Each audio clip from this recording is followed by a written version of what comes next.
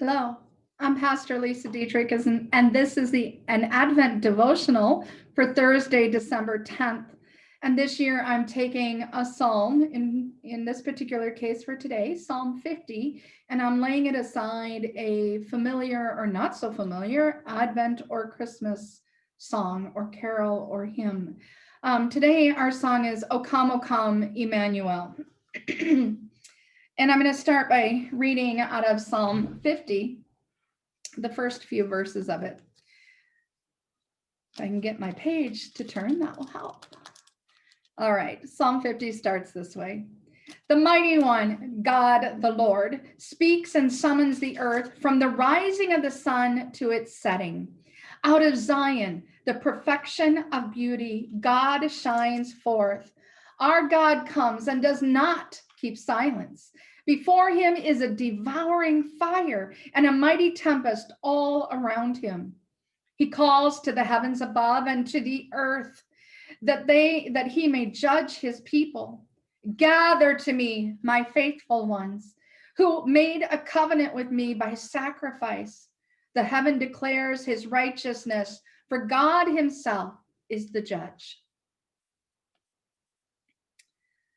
I was thinking about this, and then I think about, I don't know, there was like this old parable or old story of somebody caught in a pit. And I don't know why that like jumped into my head for this particular story a little bit, but I think about that and I think, how do you think it feels to be stuck in a pit with no way out? I mean, what goes through your mind when you're clawing and at the walls and jumping and trying to climb and only fall back down again? I mean, it's got to feel so just incredibly hopeless, doesn't it? As we sit in a pit of disappointment, I want you to think about that for a minute, because I want you to think about what people might say to you when you are in this pit of disappointment.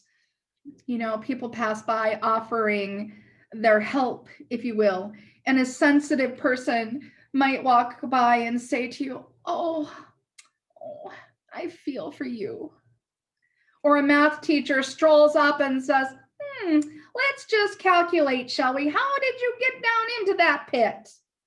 And an IRS man, you know, all of our favorites, passes by and says, hey, are you paying taxes on that pit? Just then, you hear some sheep and some shepherds. And the black sky explodes with brightness. Trees that had been shadows jump into clarity. Sheep that had been silent become a chorus of curiosity. What in the world is going on? Jesus is entering our deep darkness, your deep darkness. Jesus is arriving in your pit right where you are. Rejoice, rejoice. Emmanuel shall come to thee, O Israel. Please pray with me. Holy God, so often we feel as if we are in a pit and we just cannot even claw our way out. Help us to not only know that you're in that pit right along with us, you're right there holding us in the darkness and the dankness of that awful, awful pit. But more importantly, you are the one who reaches down and lifts us up out of that darkness into your world of light. And all of God's children say, amen.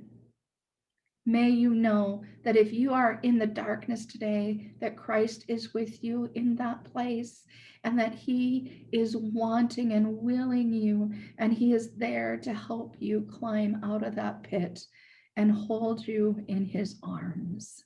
May you see that light today. You all take care, my beloved.